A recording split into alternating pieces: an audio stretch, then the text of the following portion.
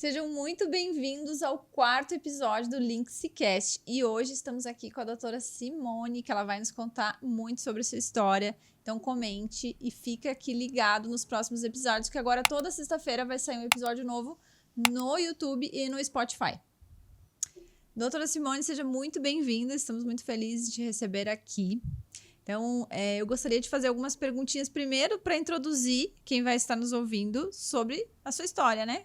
Quem é você, quantos anos de experiência, e aí depois eu introduzo as outras perguntas. Meu nome é Simone Bittencourt, eu sou natural do Rio de Janeiro, mas minha formação foi em São Paulo, na ACD, onde eu fiz residência e especialização em ortopedia pediátrica e após a residência eu fui contratada e trabalhei lá 13 anos com deficiências físicas e malformações congênitas, doenças neuromusculares. Certo. Você quase seguiu para a cirurgia de mão, mas acabou se apaixonando pela ortopedia pediátrica. Como foi essa virada de chave? Eu fiz ortopedia pensando em fazer cirurgia de mão, porque na minha cidade, no interior do Rio, não tinha cirurgião de mão, e eu pensava em voltar para lá e atuar como cirurgiã de mão. Só que, na verdade, na ortopedia, a gente tinha um estágio, na residência de ortopedia, a gente tinha um estágio na ACD, e eu fiquei lá um mês como estagiária no terceiro ano de ortopedia, e eu me encantei pela instituição. É uma instituição que trata somente deficiências físicas e é um trabalho assim muito especial, muito diferente, de reabilitação mesmo dessas crianças. Então eu acabei mudando o curso da história, resolvi ficar lá, fiz a minha formação lá, meu R4 em ortopedia pediátrica, e acabei ficando contratada, né, mais 13 anos nessa grande escola. Que legal, é uma história e tanto, né? Muito bacana. Durante seus 22 anos de experiência, qual foi o momento que te marcou e que você carrega até hoje na sua profissão? Olha, eu acho que lá dentro da CD foram muitas histórias lindas, né? Então, assim, a primeira criança que eu operei e não andava e começou a andar, eu acho que foi assim uma alegria muito grande, né? Você ver que o teu trabalho vai devolver uma função, uma vida mais normal para uma criança que nasce com uma deficiência, né? Então, foram muitas crianças, mas a primeira sempre a gente se emociona, né? Porque te motiva, né? É isso que eu quero fazer da minha vida, ajudar essas crianças a terem uma qualidade de vida melhor. Hoje você atende só na parte neuro, não atende mais ortopedia na tua clínica? Não, eu atendo ortopedia pediátrica, mas eu sou subespecializada em neuroortopedia, né? Então, eu atendo crianças típicas e atípicas, né? Mas a minha grande experiência é em neurodesenvolvimento, né? Em crianças com alterações neurológicas, malformações, síndromes. Mas dentro da clínica a gente atua também dentro da ortopedia pediátrica geral.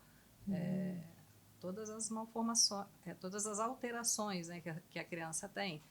Tem outras alterações como pé torto congênito, displasia do desenvolvimento do quadril, alterações de desvios angulares baro e valgo que precisam de correção cirúrgica. Eu atuo com ortopedia pediátrica, né, que minha especialidade me levou a essa a parte neurológica, de reabilitação neurológica. Acabou acontecendo naturalmente, né? Naturalmente, a CD, na verdade, eu acho que nada é por acaso, né? Acho que a gente vem com um propósito, né? Claro. E quando a gente tenta fugir desse propósito, acho que as coisas não funcionam, né? Sim, sim. Não fui parar na CD à toa, né? Lá eu desenvolvi um trabalho, né, de ortopedia pediátrica. E o grande diferencial é que dentro dessa instituição a gente trabalha em equipe, né? Trabalha em equipe e faz a reabilitação, não é só a cirurgia, porque principalmente nas crianças com deficiência, a cirurgia sozinha não resolve. A gente precisa de um time, de uma equipe para reabilitar essa criança de verdade, né? Então, lá eu aprendi a trabalhar em equipe e eu adoro trabalhar em equipe. Isso é uma coisa que muda toda a história, porque existem profissionais que não gostam e está tudo bem, né? Mas a minha formação foi essa. Então, eu atuo junto com as equipes terapêuticas. E hoje, se a criança recebe um diagnóstico, aí você faz a cirurgia onde? Não é na clínica, é só para receber? Na clínica é consultório, né? A gente atende e as cirurgias a gente realiza em hospitais, né? Independente de onde precisar. Entendi.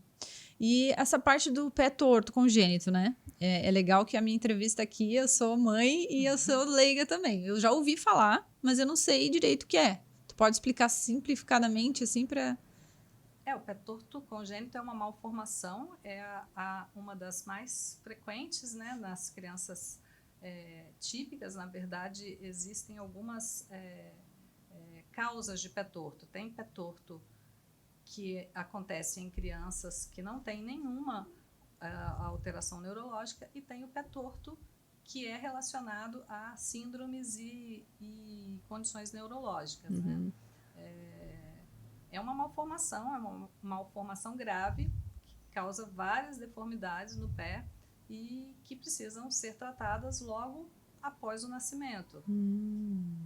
Então, no caso, a mãe identifica sozinha ou quando nasce o pediatra já olha e já sabe? Na verdade, o diagnóstico já é feito até intraútero, né? Que legal. Essa semana ligou uma mãezinha que recebeu o diagnóstico e desesperada para agendar a consulta, porque foi no exame de ultrassonografia que teve diagnóstico. Mas se não tiver esse diagnóstico, né, que hoje é muito difícil não ter, é visível ao nascimento, né? Porque as deformidades são graves, né? Existe um pé torto que é postural, que às vezes é pela posição que o bebê ficou, mas é um pé mais molinho, que é um pé que não vai precisar de muito tratamento. Mas o pé torto congênito é um pé rígido, que tem deformidades características. O pé é bem virado para dentro e precisa realmente do tratamento precoce. Mas com o tratamento precoce é possível que fique tudo... O tratamento hoje que a gente utiliza é o tratamento utilizado no mundo inteiro, que é o método Ponseti, né? No passado, os mais velhos já fizeram muita cirurgia para correção de pé torto, e com esse método foi um divisor de águas, assim, porque a correção é feita gradualmente com manipulações e gessos. Os gessos são trocados toda semana e o pé fica com um movimento flexível e com uma função normal. Então, assim, o método tem um índice muito alto de sucesso, né? Existem alguns pés, às vezes, que são um pouco mais graves, que podem ser resistentes ao tratamento e lá na frente precisar de alguma cirurgia, mas 95% se corrige só com os gessos e fica muito bom o resultado. Legal. Antigamente não tinha tudo isso, né? Não se sabia disso. Não. No passado, eu mesma já fiz muita cirurgia, porque existiam outros métodos de correção que falharam. Então, esse Dr. Ponseti, ele estudou esse tratamento, a correção, né, do pé torto, e o método dele realmente começou a funcionar e foi difundido no mundo inteiro, e aí os ortopedistas pediátricos passaram a utilizar e cada vez diminuindo mais as cirurgias. Algumas vezes são necessárias, principalmente nos pés de crianças com alterações neurológicas. Eles têm mais recidiva do que a criança que não tem, né, nenhum problema neurológico, mas também é possível de correção. Só que nesses casos, às vezes, tem maior necessidade de cirurgia. E digamos que a mãe não sabia disso, né, e tem uma criança mais velha. Ela não consegue mais arrumar, tipo... Sempre consegue. Tipo, que idade? Assim, hoje, cada vez mais as pessoas estão utilizando até o método Ponseti para pessoas mais velhas, até adulto é possível corrigir. Legal. Eu acho, assim, que a cirurgia corrige mais rápido. Então, em qualquer idade é possível corrigir o pé torto. quanto mais velho, mais difícil é, né? Uhum. Então, a gente ainda utiliza algumas técnicas cirúrgicas como fixador externo para corrigir pés mais graves em adultos. Mas existem alguns colegas, algumas linhas que estão fazendo os gessos até em pacientes adultos para correção. Entendi. Então, é sempre possível corrigir. Que bom que hoje temos avanços, né? Sim. Tu poderia dizer, então, que essa técnica é um dos melhores avanços na ortopedia? Na correção do pé torto, sim, né? Foi um grande avanço a mudança, né? Porque a cirurgia corrigia, mas deixava o pé mais rígido. E tinham muitos riscos também de lesões, de lesão vascular e até de perder o pé. Então, eram cirurgias difíceis porque é mal formado o pé. Então, os vasos, os nervos também são alterados. Então, tinha sempre esse risco. E às vezes a gente sabe de histórias de cirurgiões que perderam, as crianças tiveram complicações graves assim. Então o método veio só para trazer benefício, né? A correção é mais tranquila e é gradual, não tem lesão neurológica, lesão vascular. E o pé fica um pé mais funcional, um pé fica mais flexível e a criança consegue fazer todas as atividades normalmente. E quando essa mãe, essa família que recebe esse diagnóstico, né? O que tu fala para elas quando elas recebem o diagnóstico? É você que dá o diagnóstico? Geralmente, às vezes vem crianças encaminhadas que falam que é pé torto, mas é aquele pé postural. Então, mas geralmente quando é o pé torto congênito mesmo, a mãe já sabe. Hoje com a internet, ela já tem informação, ela já sabe como que trata, ela sabe que tem o gesso, né? A maioria das mães já chegam e elas vêm cedo, né? E é muito comum isso aí. Que nem eu falei dessa semana de uma mãe ligar, elas já ligam, elas já marcam a consulta para quando o bebê nasce, 5 dias já vem o bebezinho ali, 5 dias, 5 a 7 dias a gente já está atendendo e já começa o gesso. Então, assim, eu explico sobre o tratamento e eu consigo, acho que acalmar o coração delas, né? Que vai ficar bom, né? E é muito gratificante, né? Quando a gente termina lá. Ontem também atendi um bebê que acabou a correção, tem 3 meses, e aí usa uma órtese por um período de 23 horas, 3 meses. E ontem a mãe levou o sapatinho, que foi a primeira vez que ele vai usar o sapatinho. Ela levou na bolsa ali. Até o pai comentou, só uma mãe para lembrar disso, né? Ansiosa para calçar um sapatinho. Porque depois da correção a gente usa uma botinha que não pode tirar, que é uma bota que tem uma barra de ferro assim. Então, eles usam só essa bota os primeiros 3 meses direto. Então... depois dos 3 meses, a bota vai ser usada uma menor quantidade de horas e aí dá para usar o sapatinho. Sim. Que elas ficam felizes, né? Que amor. Muito gostoso também isso, né? De poder ver isso, né? Um pé que era bem torto, tá corrigido, tá com sapatinho e a satisfação, a alegria dessa família é muito legal. Que legal. Quando tu fala que é alteração postural, né? Tu falou? Tem o pé torto, que é às vezes, a posição que o bebê fica, determinadas posições dentro do útero, ele nasce com um pezinho assim, mas é um pezinho que ele fica virado, mas ele é mole. Então, a gente ensina até para a mãe fazer em casa, às vezes, ou vai para fisioterapia e fazendo a massagem, o alongamento, e ele vai melhorar sozinho, não precisa de gesso. Entendi. É difícil. Às vezes, tem um pezinho postural, até que a gente faz algum gessinho, mas é um pé flexível, um pé mais molinho. Então, é diferente, né? E o congênito não, realmente ele é rígido e ele não vai melhorar com fisioterapia e com alongamento. Só com gesso e cirurgia. Sim. Antigamente tinha é o pé plano que chama, né? Que eu acho que até eu usei uma botinha na época. Que dó das crianças. Não usam mais? Não. Porque daí a criança tinha o pé meio para dentro, assim, né? Sim, e a ortopedia pediátrica é uma especialidade relativamente nova, né? Então não tinha muito estudo, né? Então no passado se usou muito as botas ortopédicas, né? Mas a gente sabe que elas não trazem correção nenhuma. Hoje a gente sabe disso. Então a maioria dos pés planos, eles vão formar a curva, ou vão formar a curva naturalmente, ou não vai formar. É da anatomia da criança. E tá tudo bem.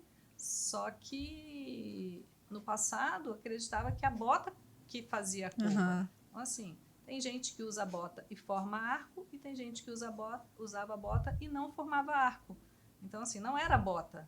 Quem formava era porque ia formar espontaneamente. Então, é só um desgaste. Usou desnecessariamente a bota. Meu Deus. E hoje, até hoje, tem gente que vai, procura e fala, mas não tem que usar botinha. A Revoque já brigou comigo. Fala, mas você não vai passar a botinha? Eu falei, não vou.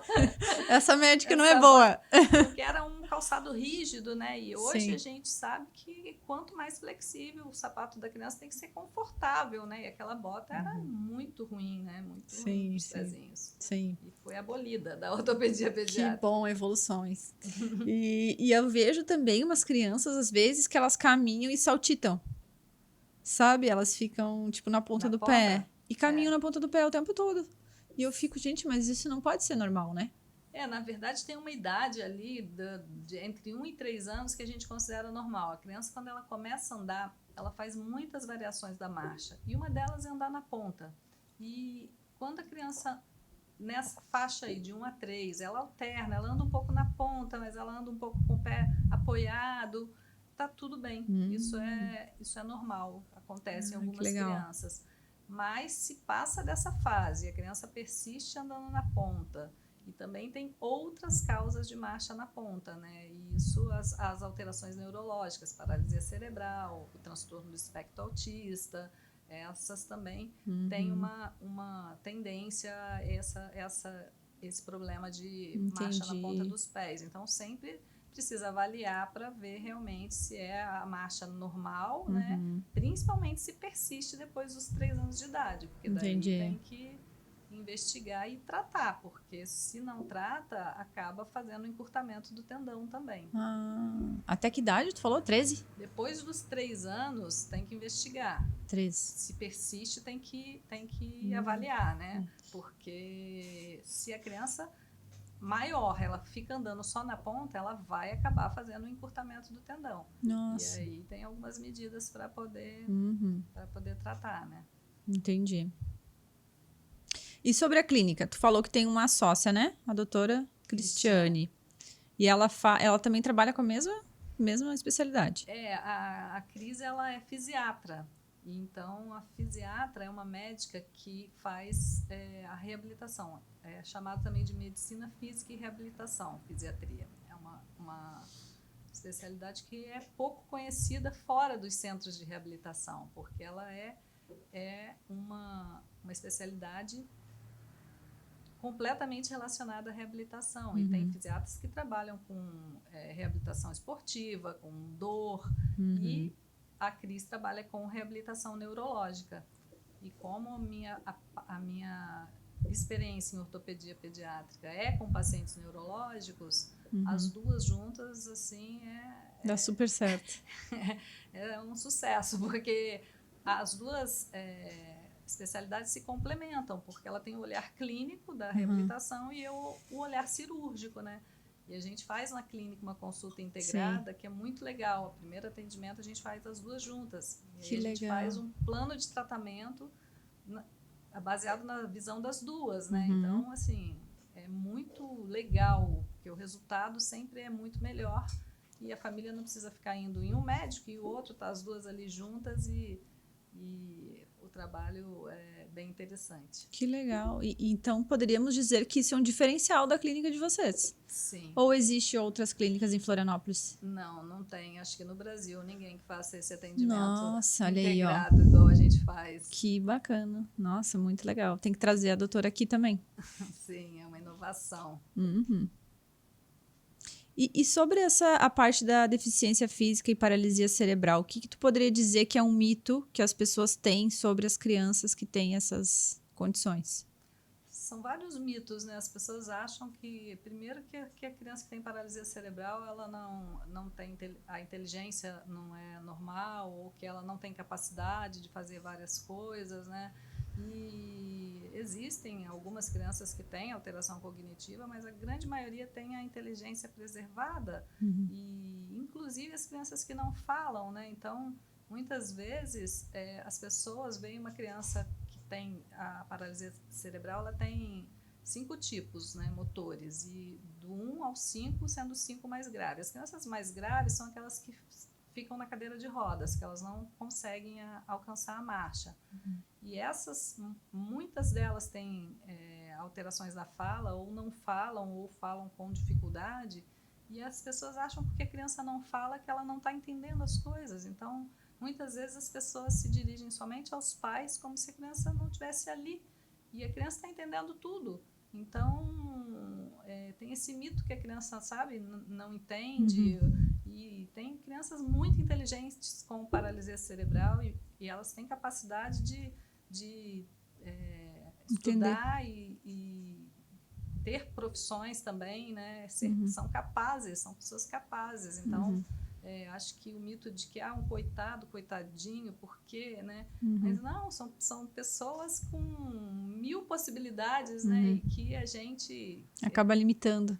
As pessoas limitam, né? Então, eu acho que tem que acabar com esse preconceito, né, sobre a deficiência, e não só sobre a paralisia cerebral, mas sobre todas as deficiências, porque eu via na CD, uma das coisas que eu mais aprendi na CD, que a gente tem muito mais deficiência do que as pessoas lá, porque eu via crianças assim, com deformidades e malformações gravíssimas, fazendo capoeira, fazendo esportes, sabe, fazendo várias coisas que eu não fazia. Então, eu sou mais limitada que ela, né? Então, a gente não conhece às vezes, né? E acaba tendo algum preconceito, né? Claro. E são pessoas que têm uma vida normal, né? Com as limitações, né? Que cada deficiência pode causar, mas com uma vida inteira pela frente, cheia de possibilidades. Claro. Dá para ver que tu é bem apaixonada pelos teus pacientes. Você trabalhou 13 anos na AACD.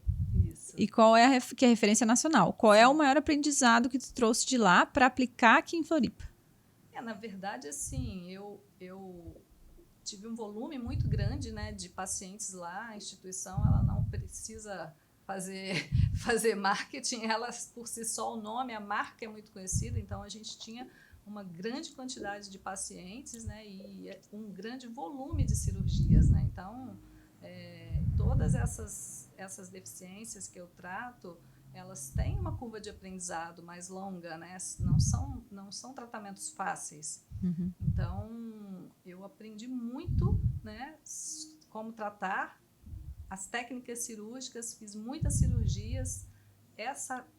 Aprendi principalmente que eu sozinha não trato ninguém, né? Eu tenho que ter uma equipe que também participe dessa reabilitação, e a família também é muito importante, né? Quando a família, a gente coloca a família no centro ali do tratamento, e a família engaja, a família participa, é um sucesso, né? Então, na CD eu aprendi, acho que ter um pouco menos de ego, né? De achar que sou eu que resolvo, eu que faço, não. Que eu acho que é uma coisa relativamente frequente na medicina.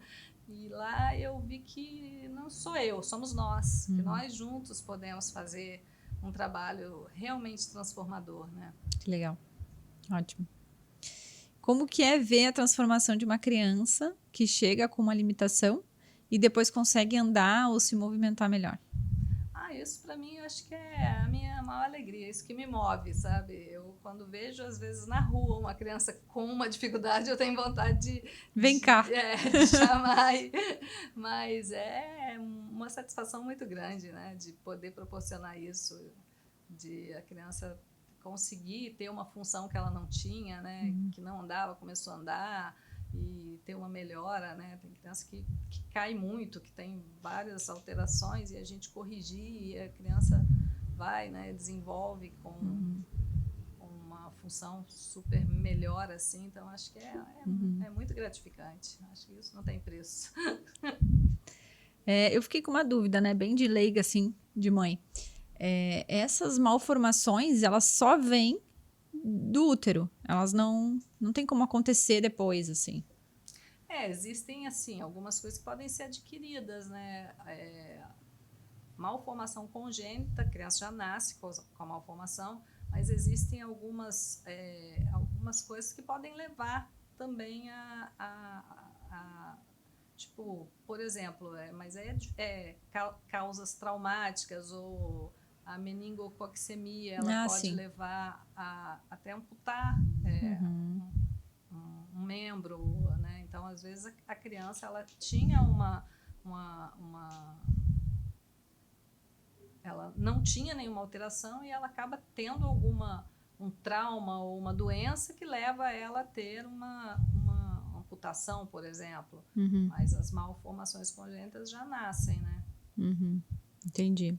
E outras lesões também, tipo paralisia cerebral, pode acontecer acidente no nascimento ou após até 2 anos por infecções. Então, a criança às vezes nasce normal e ela tem uma meningite, por exemplo, ou alguma outra doença, e ela acaba desenvolvendo tendo a paralisia cerebral. Eu vi um caso de um menino que caiu numa piscina. Também, afogamento. Exato. E aí ficou com a paralisia também. Na clínica, vocês têm essa abordagem multidisciplinar. Por que é tão importante unir a ortopedia com a reabilitação?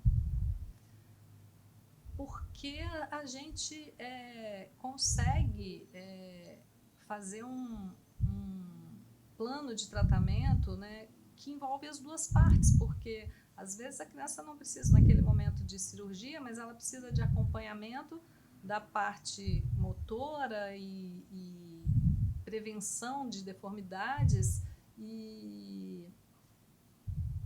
a fisiatria ela tem um olhar clínico ali para as questões, né, da vida em geral da criança, de atividade da vida diária, da escola, como a criança se desenvolve e várias questões nesse sentido. E a ortopedia ela é mais localizada, assim. O ortopedista ele é muito direto, né? Então ele acaba vendo a parte física, né? As alterações que a criança tem, e juntando esses dois olhares a gente consegue fazer um acompanhamento melhor, né? Dar um direcionamento melhor para o que é preciso fazer, né? Sim. Da parte clínica e da parte ortopédica, para que essa criança não tenha nenhuma complicação. A gente trabalha muito na prevenção dos problemas, né? Certo. Digamos que tem uma criança com o tratamento que vocês diagnosticaram ali e vão prever. Demora quanto tempo, em média, assim, um caso? Tipo, primeiro faz a cirurgia ou usa o gesso? Tem essas duas opções, né? De como assim? Não entendi bem. Quando ela recebe um diagnóstico, né? Ela vai primeiro fazer as duas situações ali, o gesso ou a cirurgia? Ou é os dois? Depende do diagnóstico. E a reabilitação vem depois? Porque às vezes a criança com paralisia cerebral, por exemplo, ela precisa de acompanhamento desde que ela nasce. Ela vai precisar de acompanhamento médico. Para sempre? Para sempre. Para sempre. Porque a paralisia cerebral, ela é uma lesão no cérebro que não progride. A lesão não progride. Ela teve uma lesão ali e a lesão é estável. Mas as alterações motoras e outras alterações, elas podem piorar com o crescimento. Então, sempre vai precisar... Por isso é prevenção. Sempre vai precisar de acompanhamento para você fazer prevenção dessas complicações, porque pode piorar. Então, se você tem um bom acompanhamento, você consegue evitar essa piora e ter uma qualidade de vida muito melhor, né?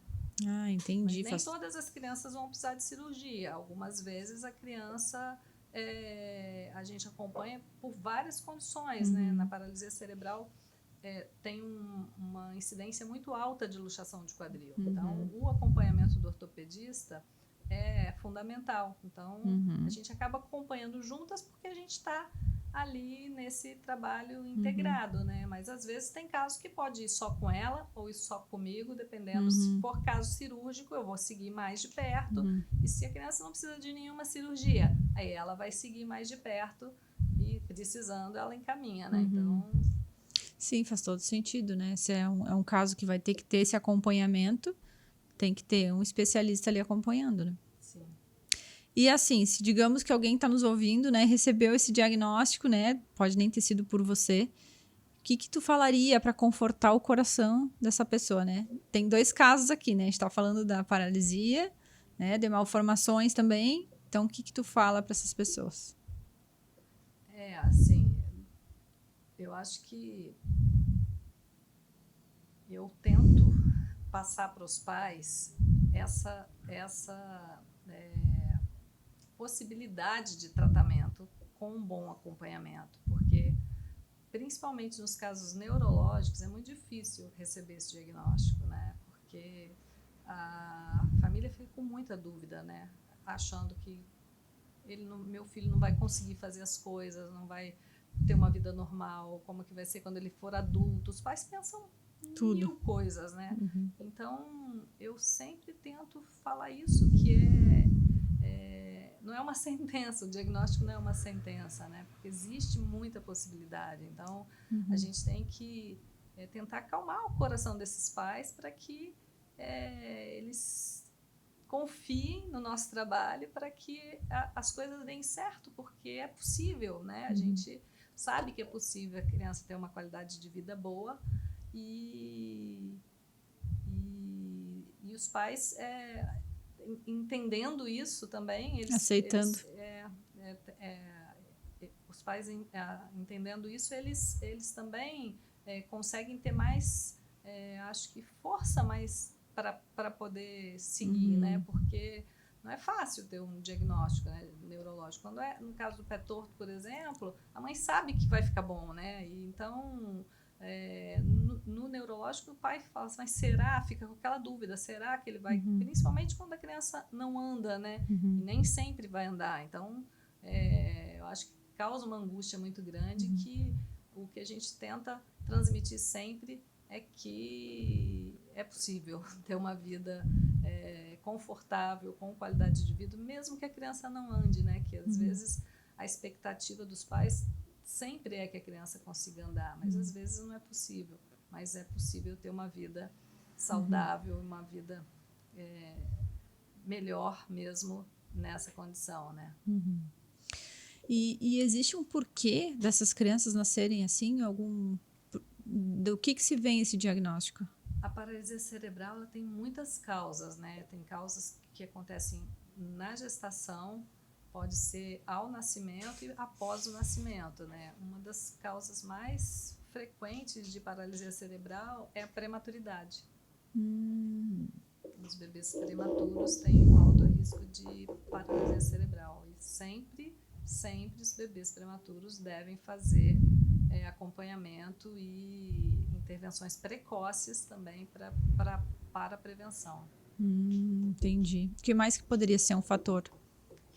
Aí doenças maternas, né? A mãe que tem alteração na gestação, eclâmpsia, algumas doenças maternas podem também levar, né? Uma assistência ao parto, às vezes um trabalho de parto prolongado pode levar a paralisia cerebral. Essa é a paralisia. E a malformação? Malformação congênita? Isso. Aí tem várias causas. Aí, malformação congênita tem alterações genéticas, tem malformações que não têm etiologia esclarecida, depende, porque são muitas, né? E aí cada uma tem fatores diferentes, né? Certo. E onde que as pessoas te encontram, né? Primeiro o teu Instagram, né? O meu Instagram é @SimoneOrtopedista. Tá, e a tua clínica fica onde? Em Floripa? A minha clínica é na Agronômica, no prédio do Hospital da Visão, a Clínica Irim. Muito obrigada, doutora Simone, por ter vindo, por ter aceitado o convite, né? E todo mundo fica por aqui, que vai ter muito episódio bacana a partir de agora. O LinksCast, ele vem para trazer clientes, para trazer profissionais do marketing e a gente trazer muito conhecimento. Então, compartilha, curte esse episódio e siga a gente no Spotify e no YouTube.